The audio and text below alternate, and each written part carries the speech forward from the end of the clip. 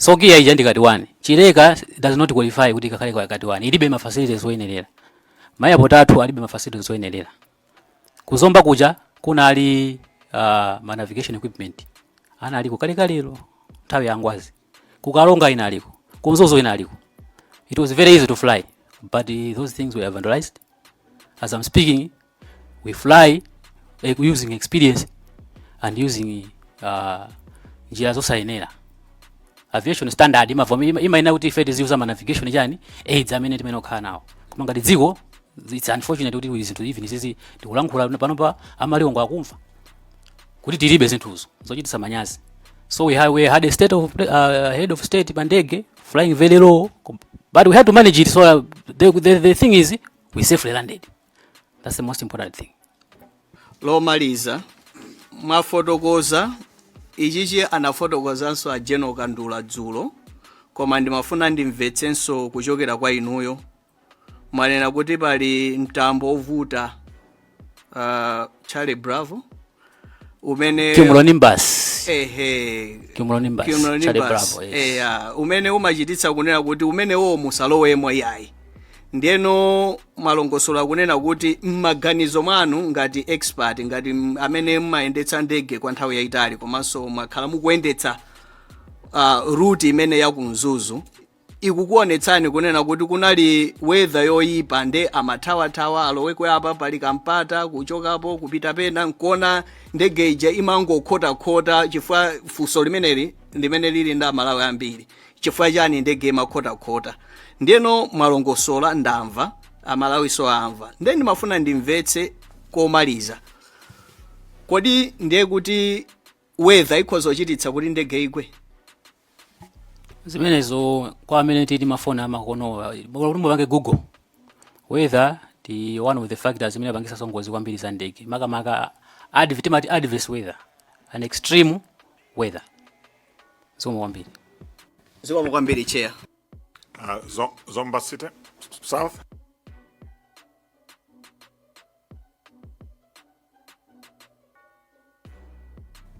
Zikomo kwambiri chair. Captain Ntani, good afternoon. Good afternoon. Yeah, Ineso, let me join my friends in condoling you for the loss of the 2 or 3 officers that we are working closely with. I should also mention that I also believe that that gap that they left, I think you can still feel it. Your report, I should join Mwanza Central, that indeed it shows that you are emotional up to now. You are still feeling the pain. So the people of Zomba City South, indeed, they convey their condolences. I'm happy, I will not repeat what you have already responded when you're talking. You're responding to Dezagasina. The 2 pilots, you called them fine hands pilots, and what I read in your submissions, I think in the MDF report, you also said their competence and experience were unparalleled. That's correct, eh? That's correct. Thank you very much. So I will not repeat that because we have covered the crew that were second to none. So I will not repeat the issues of the crew. On the airworthiness, you have also said this is one of the safest and most comfortable crafts that you have ridden on, and you do still wish you could be riding on such crafts. So on that one, I will also not repeat. However, chairperson ndifusa mafuso mwina atatu pa airworthiness ipo tinawerenga pena pake kuti mashina amenewa anali ndi weather radar, kuti weather imatha kuwerengedwa kumene tikupitako weather kusogolo kuno tikumanayo motere. Ndimafuna mungu uchita confirm. Ndotsimikiza weather radar mu ndege imene inali imondo. Zikomo kwambiri. Weather radar imeneyi kuti matha kuwerenga mtunda utali bwanji musanakumane ndi nyengo yoyipa, kuti kodi ikhoza khala ka 500 meters ka 1 kilometer ka mati nautical miles tatiuzani imatha kupereka mtunda utali bwanji kuti kumene tikupitako apo 20 nautical miles tikakumana ndi weather yovuta. Weather radar imeneyi imatha kutiuza mtunda okwana 80 nautical miles mwina kwa anzathu amene mapanga masamu topanga 1.852 times 80 which is about tingopanga times 2 mwachidule 160 kilometers. Zikoma kwambiri. Ndiye kusonyeza kuti ngati weather radar imene imagwira ntchito ndiye kuti nasitani yauti it was airworthy and you have also confirmed. Ndiye kuti kumiro Nimbus amene anatha kuwerengedwa ndi 260 kilometers away. Sindikudziwa kuti mtunda mwendo wautali bwanji kuchokera kulilongwe kuno kumapita cha kunzuzuko. Nkhani ya kumiro Nimbus kuti muinveste bwino. Mtambo umene build up yake ndi mtambo kuti umapanga build up very fast. I'll give you another personal experience ndi South Africa ndi kuuluka ndi kupanga training. Pilot basically umayamba kuuluka ndi instructor wako kenako amakusira ndege weka umapita weka timati ma solo flight. Ndi mauluka ma flight atali muna 3 hours nthawi nake ntaboeka nantenga captain Siri amene nthawi naza join ngati akupanga course ya pilot. Ndena munza say tiye pa flight ndiuza nthawi zitani uzizitolera sona wese kumaphunzira timaleso ni pang'ono ine sina instructor inde koma ndimamuone kiti timathandizana kumena kuti kucheza weather tinanyamuka pa Vonderboom Airport Pretoria timapita timene tipite ku towards Polokwane area kudzera ku Middleburg mwina amene munga gugule muthu panga track that route. Weather imene inapanga failo inali weather yabwino kwambiri. A chief flight instructor knows the weather looks good, all the best. Wende bwino. Tinanyamuka barely about 10 kilometers.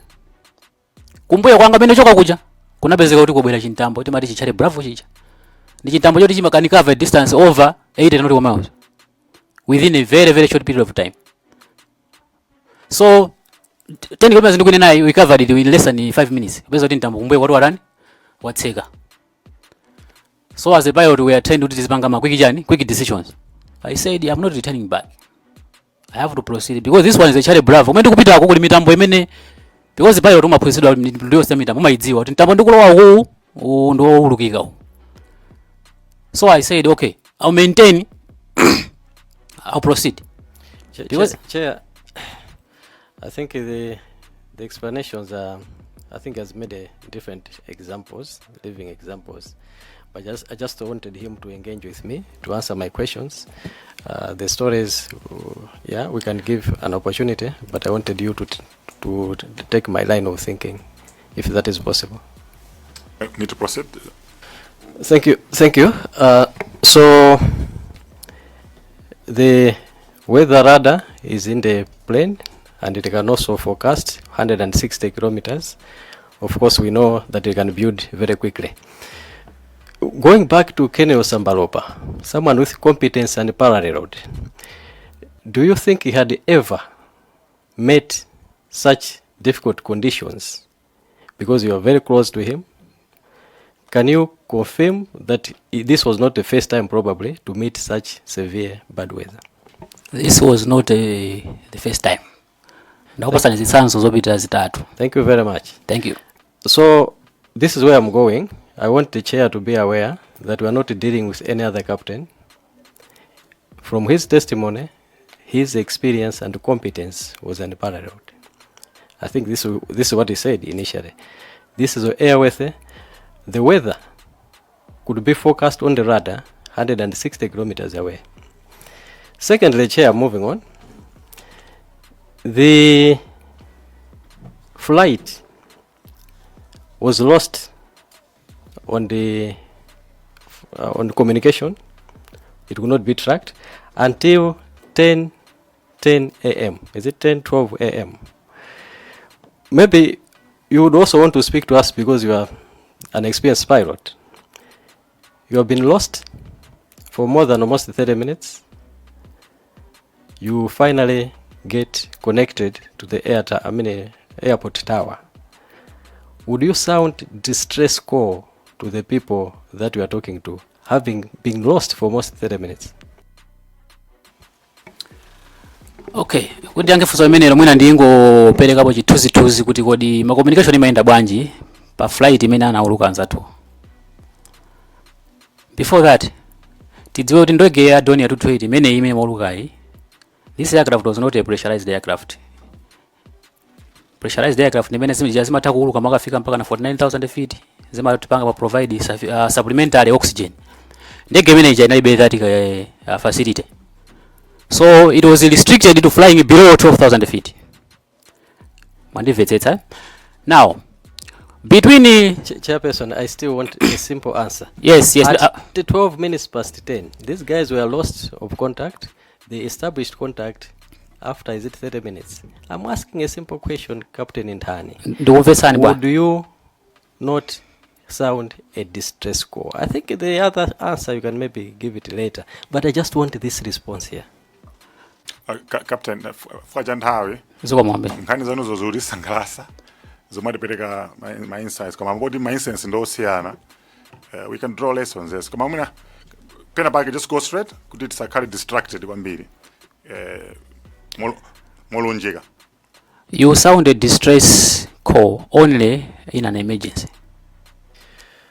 Thank you. So, an emergency. Now, someone, let's assume they had met this cumulonimbus crowd. This is a very bad crowd. I think I've painted a very bad picture about, a very scary picture about cumulonimbus. Was this not enough for the experienced pilot who could not find his way? I think he was making 360 degrees trying to find how to get out of this situation. Now finally, he has communicated with the airport tower. Is this not enough to say we are in distress? No. Distress is a call imene mabweretsa alarm yaikulu. Timapereka distress call under ma circumstances awa. You have suffered engine failure, there's a fire on board, and there's a interference. Somebody walwa mundege muja, oti samene okhala mundege muja, mwina akupanga interfere cockpit kuja. You send a distress call. That one is a mayday, timati mayday call. Thank you. So in this situation, to me as a layperson, as a civilian, I would think this was an emergency situation. You don't agree it was not an emergency situation? I don't agree. Please explain. Nkhani yake ndimene mafuna fotokoze kuti nkhani ya communication imeenda bwanja baba. So ndege ya tuzija because they are restricted to flying very low. Communication imavuta between Kamuzu International Airport and Mzuzu. Beyond the position NASA akomapita huko imene cha mudu wangu akamunkota kota. Lilongwe ndi ndege za tuzija sitimamvana. So akakangudutsa NASA amakuza kuti kwina ako muzipanga broadcast pa frequency imene timati ya general flying 118.1. So umangonena kuti ineyo pano ndochokera ku Lilongwe ndadutsa pa NASA mwina ndi about 10 kilometers ndili ku northwest ya NASA 10 kilometers ndikuuluka 7,000 ngati kutsogolo nga kubwera wina wake atani andiloze umayenda ntunda utali kuti ukamvane ndi Mzuzu, and communication is very very difficult. So I believe pakati pamene zimachitika pakati pa zama 10 zija jani there was no chance kuti waja akanatha kulumikizana ndi chani ndi Lilongwe komanso ndi Mzuzu. Siko mwambiri. Final Chairperson, can you maybe repeat what you said about gear down condition and flaps in position 1? Does this signal, does this indicate intention to land, or it does not indicate intention to land? It may or it may not. It may, if you are at the airport, for example, it's a normal procedure that we have arrived at the airport, we have confirmed under normal circumstances. They will say you are cleared to land, the runway you use is so, and you report maybe right downwind runway, the runway that beginning in use, for example, Zuzu 17. So that is one of the normal circumstances. The other one may be training, but this was not a training mission. It could be maybe you try to slow the aircraft down because the aircraft doesn't have brakes. It doesn't have speed brakes. The speed brakes that you could engage is gear. Gear gives a lot of drag. So you slow the aircraft, you fly it at a manageable speed. And you orbit there, you wait for the weather to clear, you proceed or you come back. Thank you. So finally, Chair, does this mean also this is part of the mystery that you mentioned on page 1, to say you don't know what was happening? Because I think we should not forget, you have said this remains a mystery to you. Everything else that we are saying is maybe we are supposing, because we don't know what happened, but we are supposing. Was this a gear down condition, as well as flaps in position 1 of the mysteries? For sure, that is something I cannot explain because I don't know what was happening. Thank you very much. Yeah, I'm getting there. So, Colonel, just before this naiwale agent in Kenya weather. Report imene munalandira ndakuti weather inali hazardous. Weather sinali bwino. Mungati kufotokoza kuti sinali bwino mwa mtundu wanji. Because weather imasiyana, ndi zambirimbiri. Kali weather nganyengero sili bwino, ndi zambiri. Anali mvula, anali mashawa, anali mitambo, anali mafogi. Sindikudziwa bwino. So apapa pakutuluka nkhani zambiri sopano za Cumulonimbus. Nde kubweraso anthu ambiri amafotokoza kuti visibility sinali bwino, samaona bwino for inali foge. Ndi mangofuna kuti mwina amene anapereka report yo anapereka report yoyenerera yoitambasula weather mene inalili kuti landing imakanika inali ya mitambo kapena ya mvula kapena ya fog. I think it was inawerenga malipoti yo kani ya visibility anakambapo kuti visibility was bad. I think ninamvesedwa also kuti anapangapo report kuti on the previous flight they encountered the turbulence, but on this particular day weather inapanga improve, so they were hoping kuti weather imene anadutsa mu mamawa pobwerera adutsa so weather yomwe. So I'm not sure kuti zinakhala bwanji kwina. Thank you. Zitokhala combination. Yes, it may be a combination of both visibility and the turbulence. Zambatonda? Thank you so much, Chair. Naneso ndiambe ndi kupepesani for the loss of your colleagues. May their soul rest in peace. Chair, ndimafuna kuti mwina kupangira umbali yopeza information tingokhalabe pa page imodzi kuti Captain, zonsezi mukunenazi mukunena using your opinion as an experienced pilot with 400 plus hours. Koma nthawi imene zimachitika zonsezi inu kunalibeko. Mafuna mungotsimikizira chimenecho? Yes, ndotsimikizira. Imene ndi opinion yanga. Zonga mbere. Then mafuna so pamene tikupereka chithunzi mwina ndifunse kuti mwanena kuti this Dornier 228 Tango 03 is the best in your view yoti aliyense any pilot would want to fly in that. Nimafuna so mina tikhaindi reference kuti mina ma members of this committee mina angakhaindi chithunzi yolakwika kuti mukupanga compare ndi ndege ziti kapena mukupanga ndi ndege zimene mwalukapo eniyono kapena general kuti tingokhala pa page imodzi. Ndikukamba za ndege zimene ineyo ndinaulukapo. Okay. Otherwise titati tiyerekezere this Dornier ndi mwina ndege ndingoyerekezera mwachitsanzo Boeing ya Air Malawi. Would you think Boeing ya Air Malawi ndi Dornier ingakhale more comfortable for a pilot ndi it? Yeah, certainly Boeing will be better than a Dornier. Chair, mafuna nyuma jamongo jekona ndi mene inaliri kupangira ma members. So mwina muli pomwepo. Yes. Chikhala kuti akumititale mweni makobiri kuti mugule ndege ina. Mukunagulabe Dornier 228 kapena mukunagula ndege ya mtundu wina? Basically ndege of course inapangidwa pakanthawi. Pano pakapangidwa ndege zina za makono, even better aircraft. So we would always want to fly nice and a better aircraft and very modern. Chair, mafuna kuti tingoona kuti tikamati extremely a good aircraft tikupanga compare ndi mwina within his experience. Koma ndingopitira pang'ono kunena kuti kungotsimikizira ndege imeneyi inali ndi ground proximity system komanso terrain avoidance system. Ndege imeneyi primary instruments panalibepo ground proximity warning system komanso terrain warning system. Were there any upgrades? No.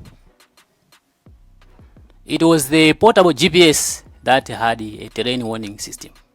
It was a portable which was a separate GPS that was bought after incident inafuta ya president yoyambirira ichi.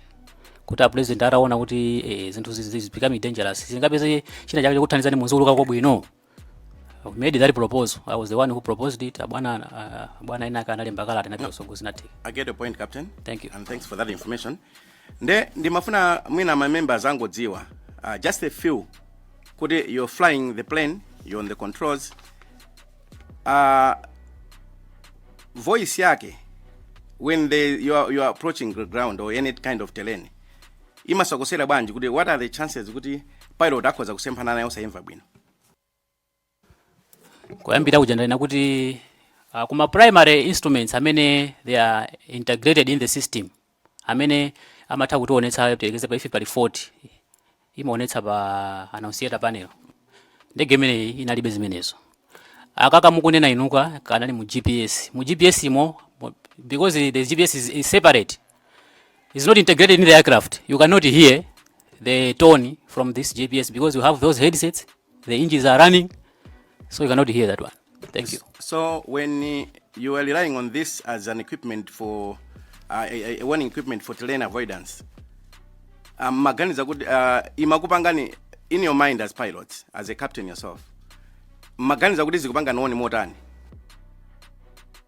For the sake of record, through chair, GPS minda inakuti was a supplementary navigation device that was bought. Kungotithandizira kuti tizikhalako planning isamati vute, flying tizikandike nakaika reference kuti in case these ones fail tikozodali akaka. Koma this was not a primary device in the aircraft.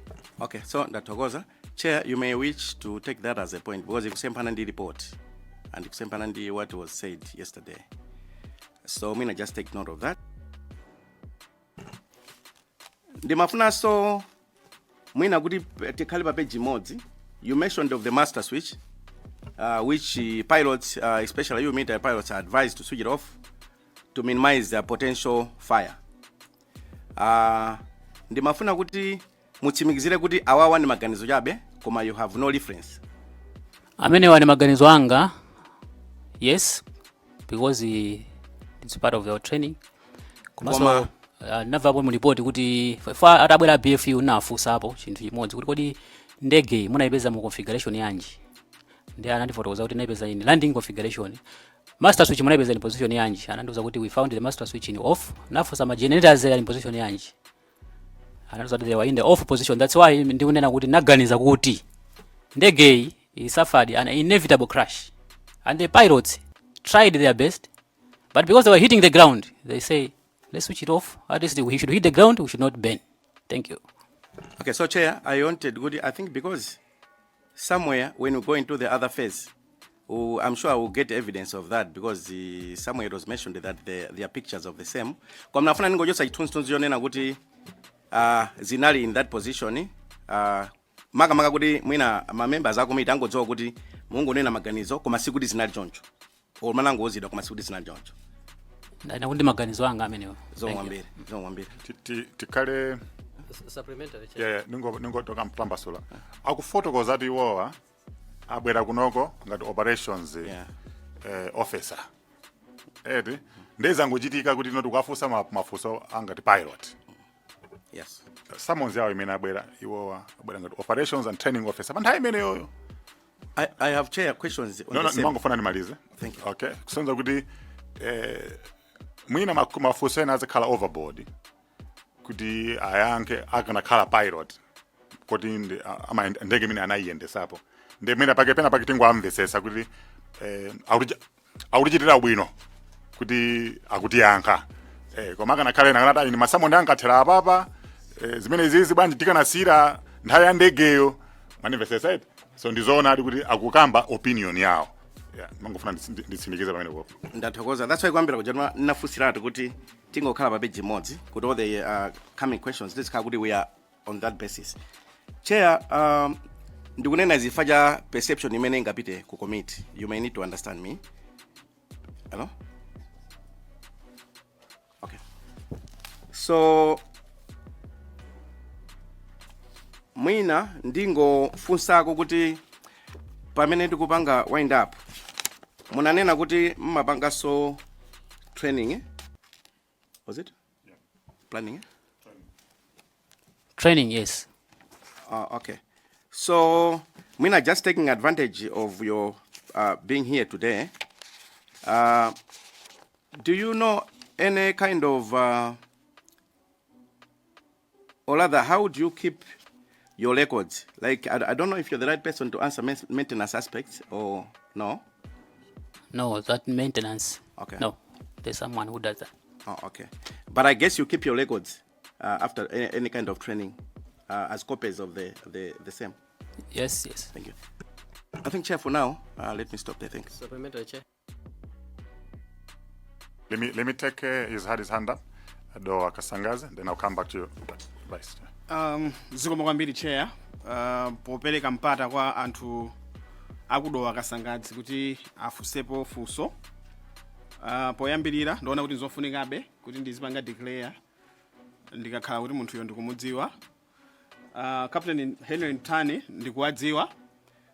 Kuwadziwa kwake nkuti tinakhalapo kwa zaka zingapo limodzi mu hostel imodzi Mbewa hostel ku Chancellor College. Ndiye ndikuwadziwa moteromo ndimaganiza kuti mwina ichichi muchidziwe ndisanayambe kupereka mafunso anga. Chair ndili mafunso awiri. Funso loyamba ndilokhudzana ndi kuyaka kwa ndege. Chifukwa nkhani ya kusayaka kwa ndege imene inagwa ku Chikangawa ndi nkhani yakuti Amalawi akhala kuyikambirana nthawi yayitali. Ndiye ndimafuna kuti inuyo mwina mutitsimikizire kunena kuti mmaganizo anu mutaona kuti ndege ija sina yake inuyo mukuona ngati kuti chinachitika ndi chani. Limene ndiwe funso langa loyamba.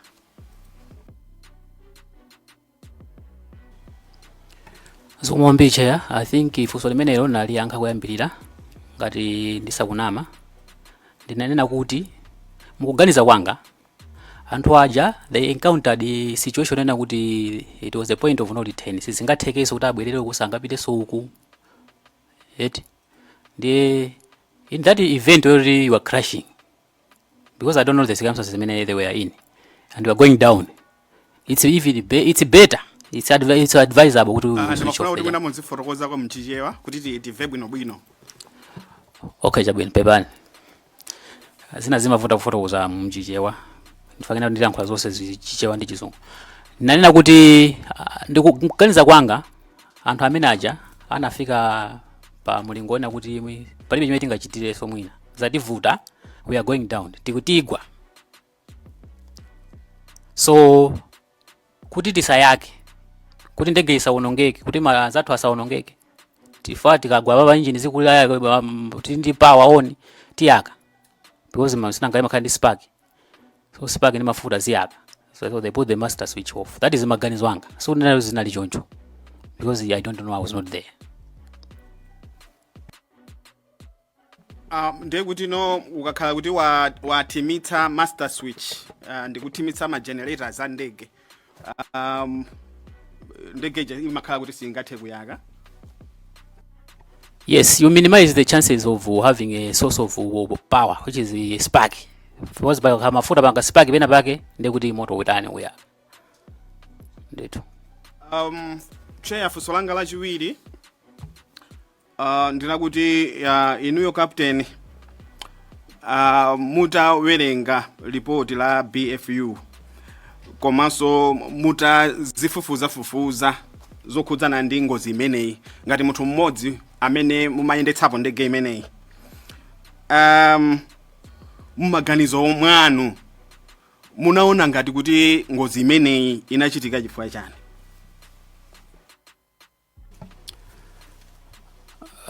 Sindingadziwe kuti inachitika chifukwa chani. Ndaperekapo kale maopinion angapo nkhani ya weather, kuti mwina weather nimene inathandizira kuti ngozi imene ichitike. So koma zenizeni zimene zinkachitika nthawi imeneyo ndipovuta kuti ndinganene kuti zinachitika zotere. So imene ndi opinion yanga. Sabwereze kwambiri kwa chanthawi Che Unzonzi and no Mulanje North sana yankhule tupatseni mpata. Okay.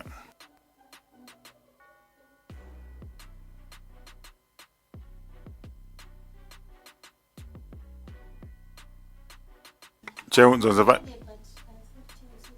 no. Thank you so much, Chair, again for giving chance. Okay, ndinene benjejewa kuti ziwo mukwambira Chair potipatsanso moyo wina kuti ife anthu akunchewu zonzimvaye tifuse fuso lina potengera fuso limene anafusa akalenso dowa katsangadzi.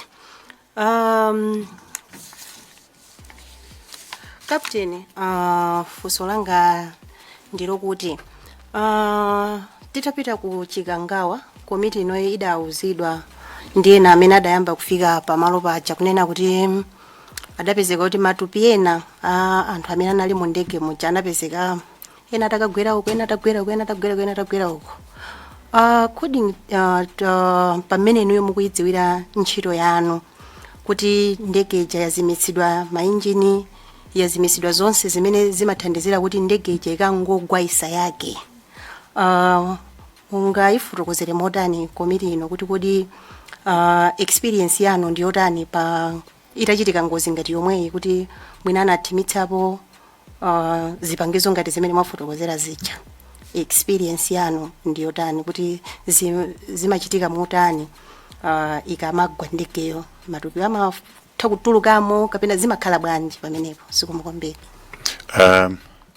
Mafuna ndapempha Honorable Nchewu Zonzimvaye fuso labwino kwambiri tisalitambasule vanu fika kuli fezi ina ya ndege matupi anapezeka bwanji tidzafunanso iwo. Tidzafunanso ndi mwina mutatikomera mtima kuti lizayankhule pa nthawi ene. Nduziwa zambiri ayankhula komano kumatupi ndi zinazo bwanji tidikire kaye. Chabwino Chair. Ndathokoza. Zimukwambiri. Ziwo mwambiri Chair. Captain naneso ndi join anzanga popereka ma condolences mene mnaluzira azinzanu komanso fuko lonse la Malawi makamaka mene njira imene zinachitikiramo. Ndiyeno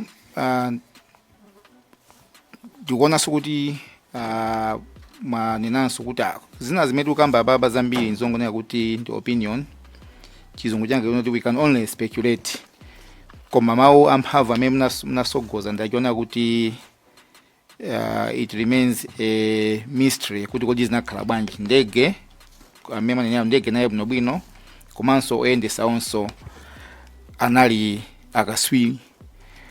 Koma chimene mafuna kuti mungondithandizira kumvesa ndi chimodzi chionera kuti mu maganizo anu manena kuti mmene ndikuonera ineyo sinali partial disorientation. Nona kuti ndimene ndikuona situation anthu anali in control, ndithu amaziwa zimene zimachitika. Then mafuna kuti ndingomvesa kuti okowenga report lija communication